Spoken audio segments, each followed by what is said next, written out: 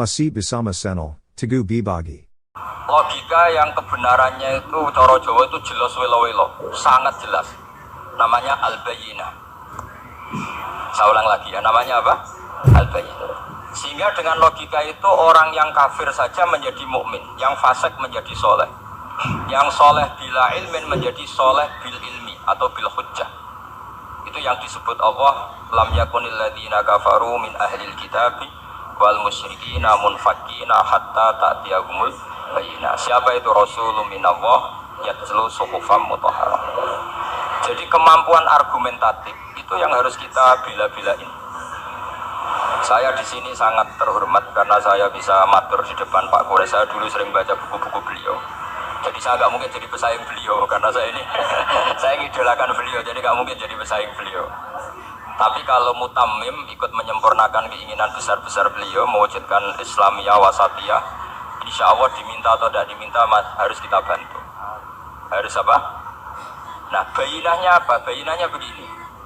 Bayinah itu satu argumentasi yang jelas begini. Ada seorang ekstremis itu, singkat cerita mau ngebom tempat-tempat maksiat. Yang maksiat ini orang-orang Islam juga.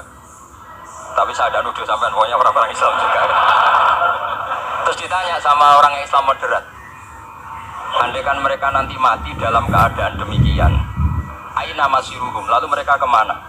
Ya ilanar, karena mati dalam keadaan maksiat. Terus ditanya sama yang moderat tadi, moderat soleh maksudnya, bukan moderat liberal, moderat soleh. Karena orang kadang salah paham, moderat itu pikirannya terus liberal, tidak moderat soleh. Terus kata si moderat tadi, akan ada jika murad dan nabi, apa umatnya masuk neraka itu yang diinginkan Nabi? Kaget si ekstremis tadi. Kebetulan ini ekstremis yang masih mau mikir. Terus itu enggak yang digedaki Nabi. Kalau gitu ya jangan, kita tunggu tobatnya, kita proses bersama supaya mereka mau tobat. Karena dukhuluhum annar itu tidak muradan Nabi, tidak yang digedaki Nabi Muhammad SAW. Nah, cerita seperti ini tentu ada padanannya.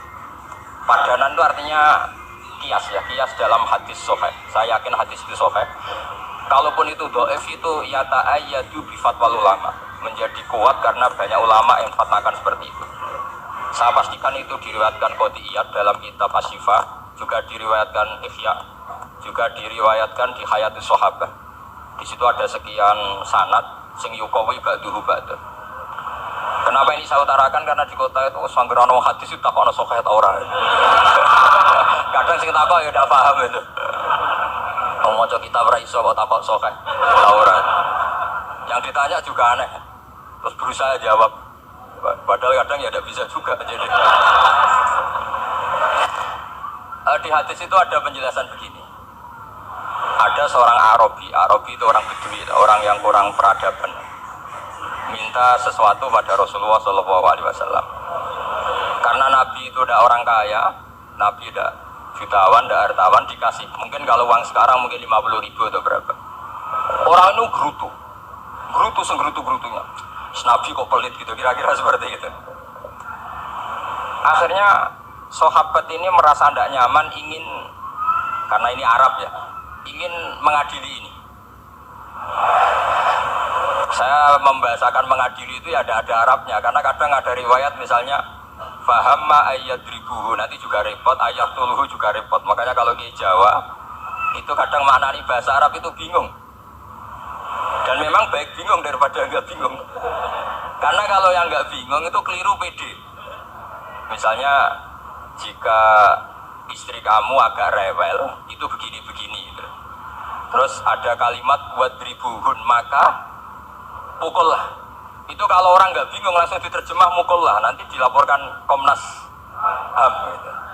Tapi kalau yang bingung itu akhirnya tatallub mencari-cari. Ternyata di semua tafsir disebut dorban ghairu mubarikin, ya mukul tapi yang tidak menyakiti. Jadi kekeliruan itu pasti dimulai orang-orang yang nggak bingung. Jadi ilmunya nggak cukup, akhirnya nggak bingung.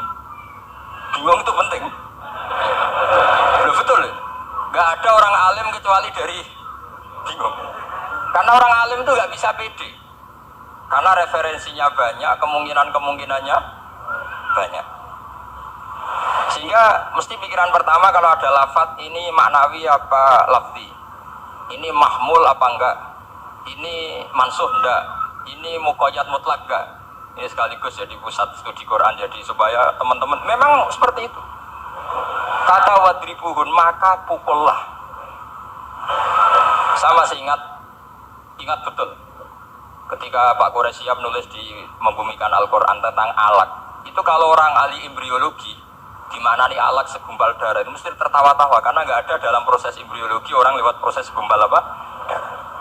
Tapi kalau alak itu madatul kalimah dari kata aliko ya aliko alakon, sesuatu yang menempel, jadi zigot yang berhasil menempel di dinding rahim itu yang jadi anak. Itu ya normal saja, memang itu terjadi. Ya barokahnya bingung tadi. Atau alak dimaknai segumpal darah tapi min haitsul jinsiyah. Min haitsul jinsiyah itu sejenis ini. Jadi bukan di proses embriologinya tapi di jenisnya, supaya orang tidak sombong diistilahkan min alak. Tapi maknanya min jinsil alak, bukan alaknya tapi jenis alak. Itu kayak Abu Bakar. Abu Bakar itu kalau sedang bully manusia yang sombong-sombong itu, kamu kok sombong? Kamu itu keluar min makhrajil bauli marrotan ya. Supaya orang tidak sombong itu disilakan manusia itu yakhruju min makhrajil bauli apa? Marrotan. Kan kamu keluar dari makhrajil bauli berapa? 2 kali kan? Minar rojul lewat penis, terus nanti lahir juga lewat min makhrajil baul. Jadi untuk mengadili manusia supaya tidak sombong diistilahkan keluar min makhrajil baul marrotan. Nah mungkin alak kalau maknanya segumpal darah itu maknanya jenisnya seperti ini. Kenapa kamu sombong? Jangan digugat tentang itu proses embriologi kalau itu tidak ngalami itu. Jadi akhirnya barokahnya bingung itu alak dari proses embriologi maknanya apa? Aliko ya aliko alakon, sesuatu yang apa? Nempel, yang sukses nempel di dinding rahim. Tapi dari segi jenis mendidik tawadu, mendidik khafdul janah lil mu'minin, mendidik adul wal ingkisar, rasa hina, nah, itu dengan makna tadi. Saya teruskan. Si Arabi tadi karena dikasih 50.000 gerutu terus akhirnya Nabi memanggil Arabi tadi karena mau dipukulin sama sahabat. Gak tahu mau dipukulin atau mau dibunuh, gak tahu, pokoknya dikerasin tadi. Makanya nggak usah diterjemah. Kalau diterjemah nanti jadi bingung. Terus akhirnya dibawa sama Nabi, diajak masuk, dikasih banyak sama Nabi. Kasih banyak, ditanya sama Rasulullah, kamu sudah puas ya Arabi? Sudah ya Rasulullah.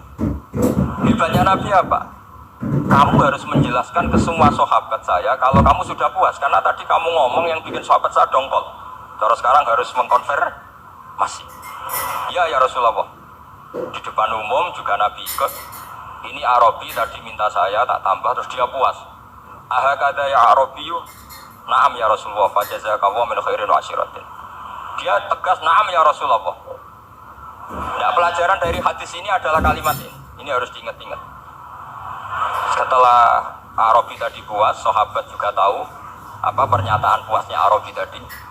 Nabi ngendikan begini. Masalu hadza, perumpamaan orang ini dan saya itu seperti orang yang punya unta atau sapi atau kambing yang syarodat, yang liar. Fattaba'ahan nasu. Kemudian orang-orang ikut membantu nangkap. Falam yaziduha illa nufuran. Bantuan manusia-manusia ini malah tambah lari karena ini semua orang ini asing. Bagi unta ini kan asing, yang enggak asing kan hanya pemiliknya.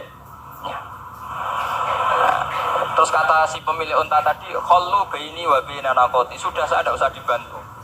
Fa ana arfaku, biasa lebih sayang kepada unta saya. Orang nggak ikut bantu semua, kemudian unta itu dipanggil, fa'akhoda minkum amil ardi, kira-kira diambilkan rumput, terus unta itu mau nurut. Intinya apa? Kalau orang nggak bakat kiai, nggak bakat dai Allah, kok ngajak-ngajak Islam itu falam yaziduha ila nufuron, kira-kira gitu. Karena lebih banyak emosinya ketimbang teknik proses tadrijinya, tasreknya. Akhirnya itu jadi pelajaran ke kita. Pelajaran kedua, Rasulullah ngendikan begini. Andaikan kamu membunuh si Arabi tadi, bahasanya yang membunuh. Kali ini tak terjemah gak apa-apa, wong andaikan saja. Andaikan kamu membunuh si Arabi tadi dalam keadaan membenci saya, yaitu komentari Nabi adalah kikir, maka dakhalan nar. orang ini akan masuk neraka karena dia mati dalam keadaan sakhitan dan Nabi Sallallahu Alaihi Wasallam. Dia mati berstatus benci Kanjeng. Tapi uniknya dalam Islam segampang itu.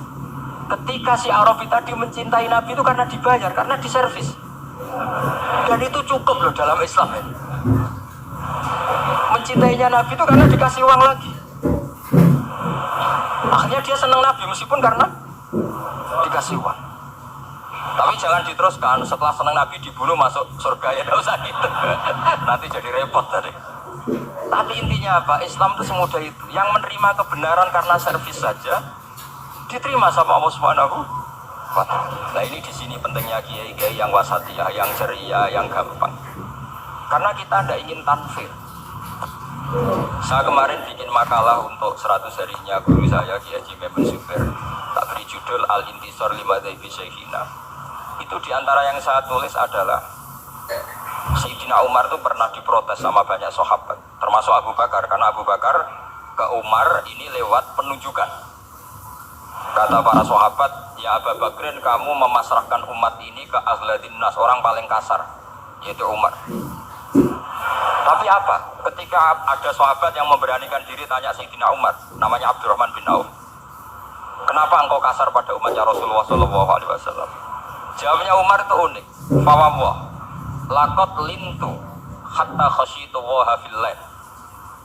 Walaqad istatatu alaihim hatta khasyitu wa fisyiddah. Fa'ainal makhraj.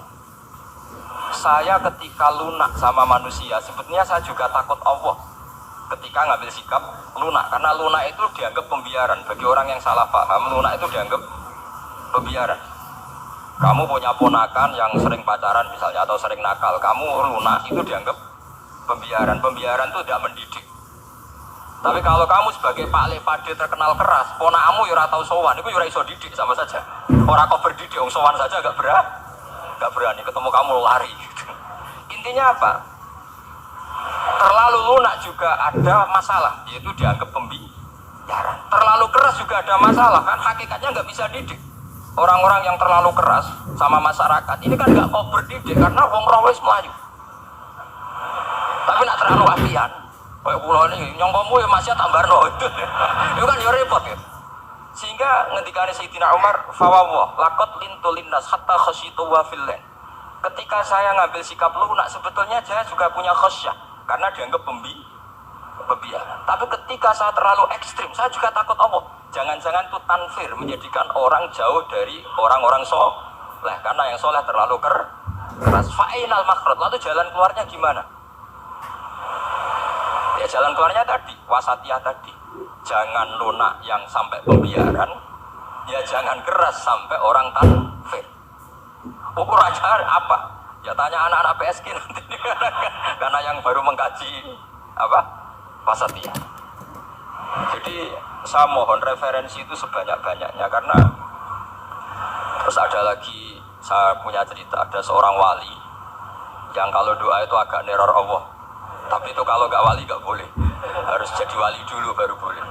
Karena kalau wali itu keliru-keliru itu ya tetap sama Allah dibahasakan isek-isek itu berontok. Enaknya kekasihnya Allah kan gitu.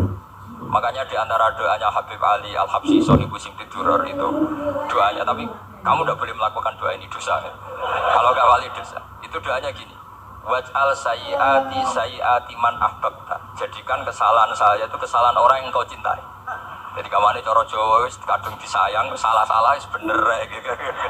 Jadi waj'al sayyiati man ahbabta.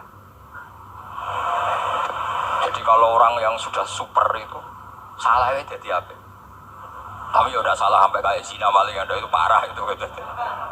Ada seorang wali doa di depan Rasulullah itu gini, ya Allah, jenengan punya dua pilihan.